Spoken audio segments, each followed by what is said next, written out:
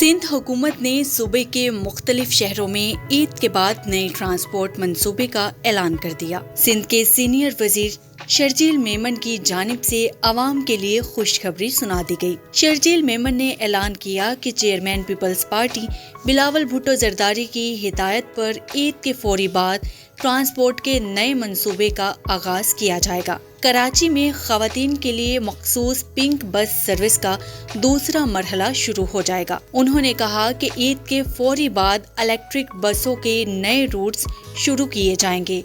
मीरपुर खास में आवाम को सफरी सहूलत की फराहमी के लिए पीपल्स बस सर्विस शुरू की जाएगी। शर्जील मेमन ने कहा कि पब्लिक ट्रांसपोर्ट इस्तेमाल करने वालों के लिए कैश लीज टिकट सर्विस मुतारिफ करवाई जाएगी। सिंध हुकूमत की जानिब से ऑरेंज लाइन BRT और रेड लाइन BRT को जोड़ने के लिए मुफ्त शटल सर्विस भी शुरू की जाएगी। कराची के आवाम के लिए मुफ्त शटल सर्विस ईद के फौरी बाद शुरू होगी।